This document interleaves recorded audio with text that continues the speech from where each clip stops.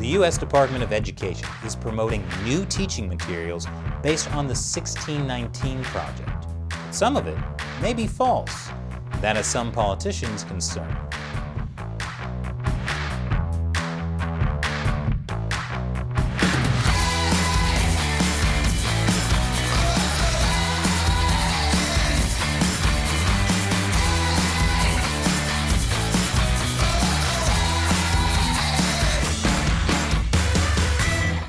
Hi, welcome to America Uncovered. I'm Chris Chappell. Subscribe and hit that notification bell and be the first to watch new episodes every week. Today's episode is about American history. So I'm going to take us back in time, all the way back to last month. Look at how young I was. On April 19th, 2021, the U.S. Department of Education proposed a new rule. It would direct a federal grant to prioritize certain very controversial teaching materials for public schools. I'm talking about the 1619 Project. This would be the most controversial thing taught in public schools since Barney the Dinosaur's sex ed course. I love you, you love me, and that's how we make babies. The new rule about the 1619 Project made some people really angry. 20 state attorneys general are working on a petition to reverse the rule. And at a budget request hearing on May 5th, Oklahoma Congressman Tom Cole confronted Education Secretary Miguel Cardona about it, saying he was, quote, deeply concerned. Cardona responded that the Education Department does not mandate curriculum. What it does do is provide parameters for grants to be submitted. In other words, it doesn't dictate curriculum for schools. It only incentivizes it. For example, the Department of Education allocated $5.3 million for grants to train teachers how to use the 1619 Project and related curricula. I didn't realize you could essentially bribe schools to teach whatever you want. Can we all pitch in and incentivize educators to teach kids that Frozen is overrated and to stop asking your Uncle Chris to play Let It Go every 5 minutes?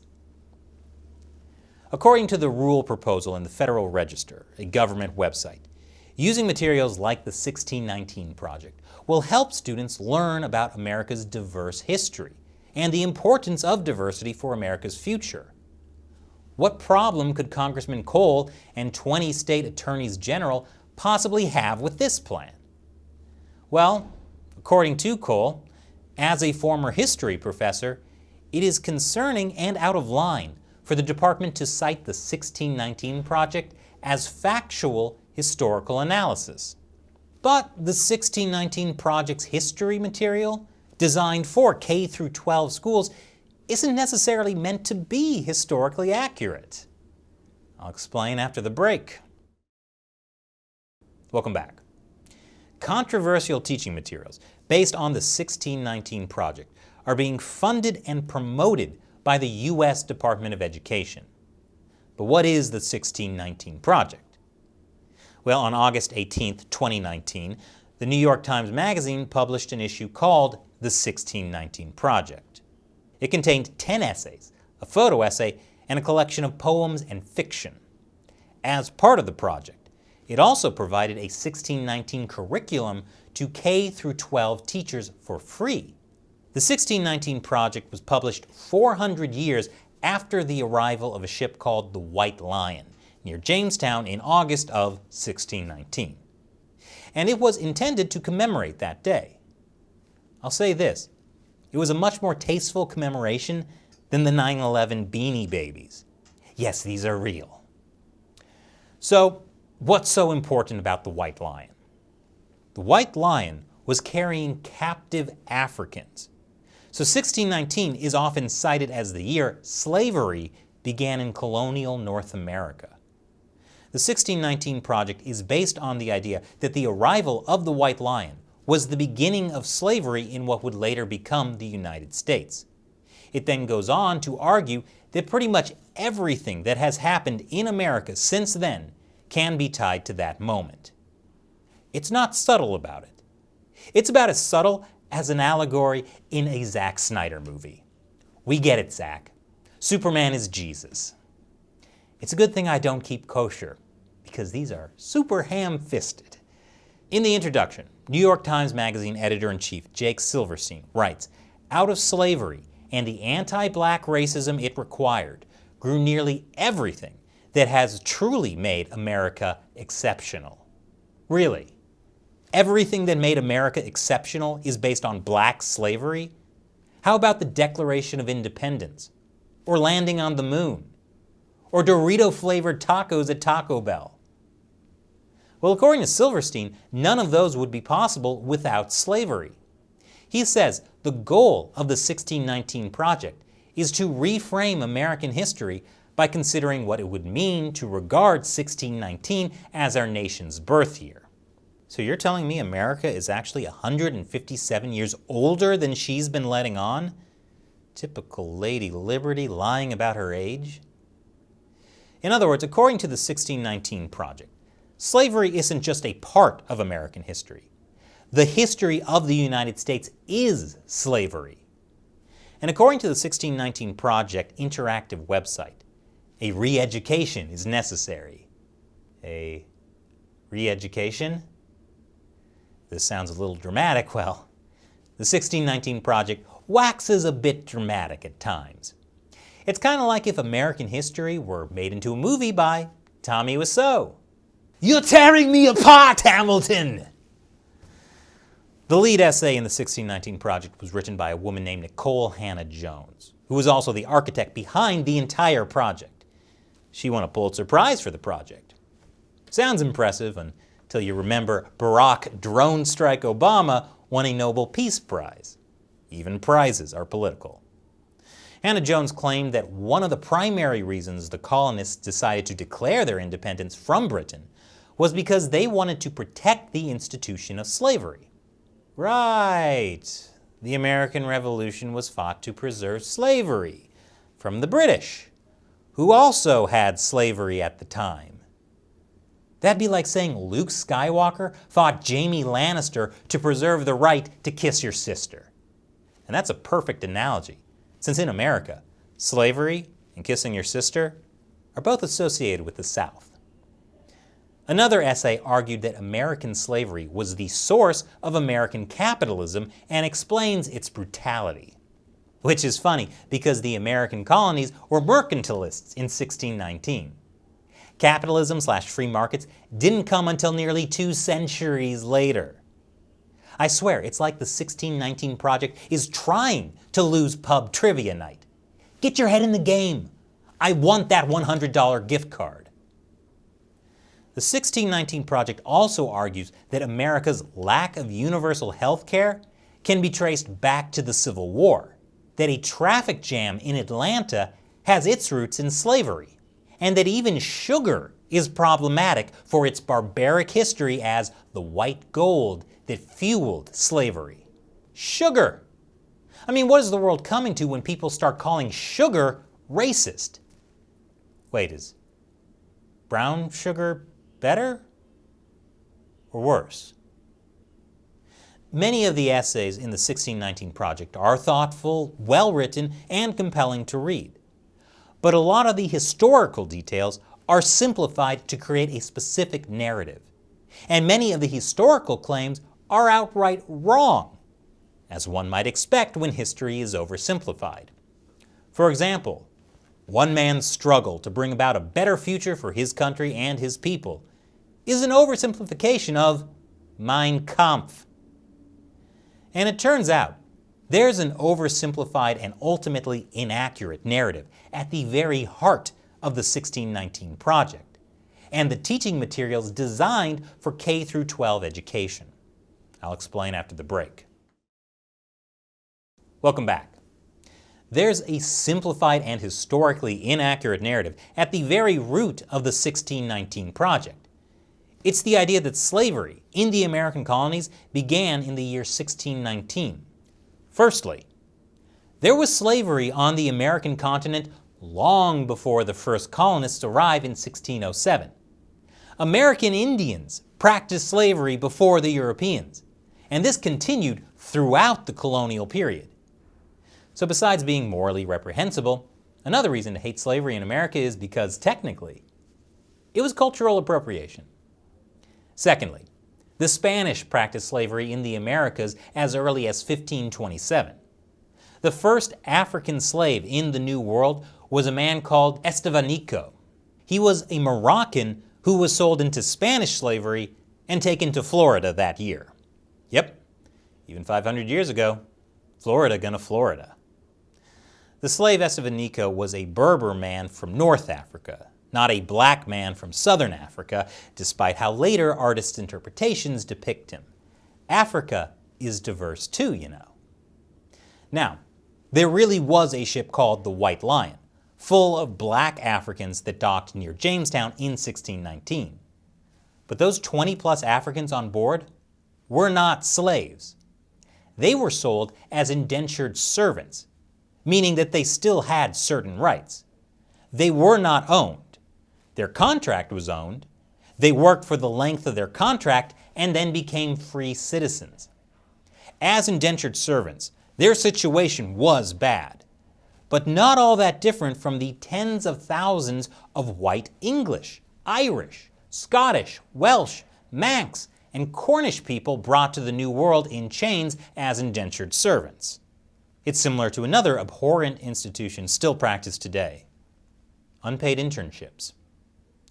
And the first actual black slave owned in the American colonies belonged to, wait for it, a black man from Africa named Anthony Johnson. He himself had come as an indentured servant. He earned his freedom after several years of work and eventually owned a tobacco plantation in Maryland. That story's almost inspirational if you leave out the part where, after pulling himself up by his bootstraps, he used those straps to restrain another human being. But a black slave owner with land rights doesn't fit the 1619 Project's simplified narrative.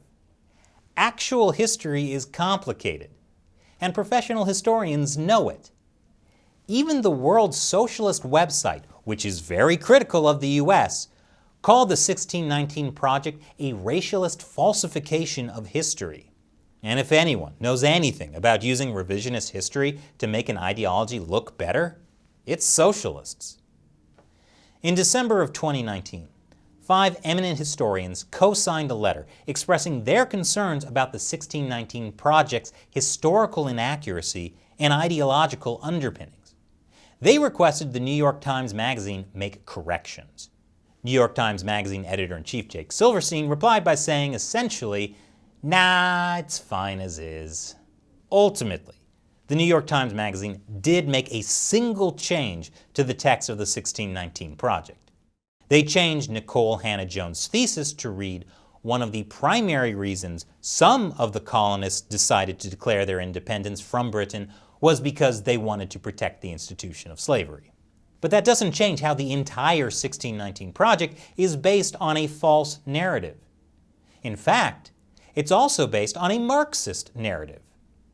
Karl Marx viewed all of history through the lens of class struggle between oppressors and the oppressed. Marxism divides people in groups that inevitably struggle against each other. That's absurd to anyone with basic historical knowledge. Not all of history is based on class struggle. People of all classes and races have worked to survive in harsh environmental conditions together. People have worked together to build free societies. People have worked together to overcome the expectations of their fathers, which definitely doesn't describe me, okay? So stop asking about it. At any rate, not all of human history is about class struggle. But in the 1619 Project, it is. The 1619 Project uses critical race theory, which itself is Marxist. We did a whole episode on that last week.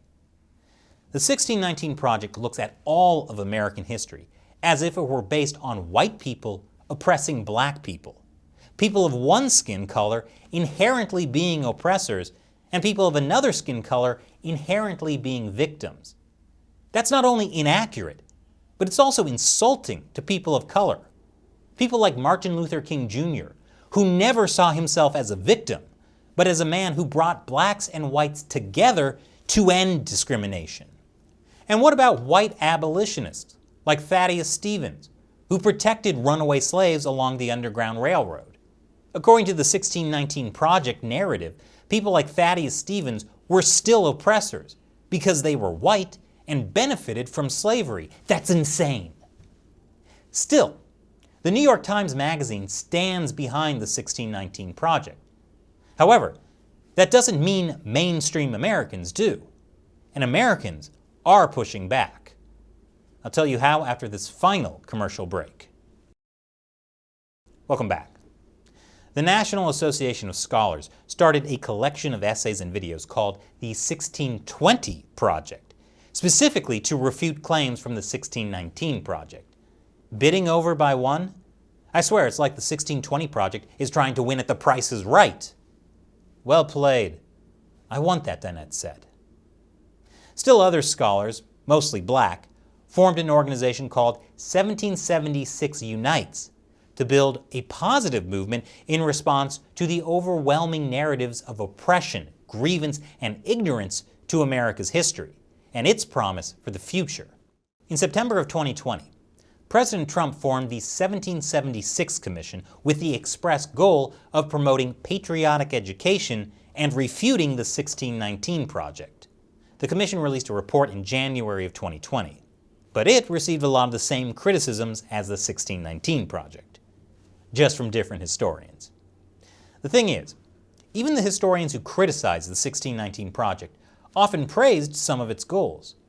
They simply expressed concern that the project was driven by ideology rather than historical understanding.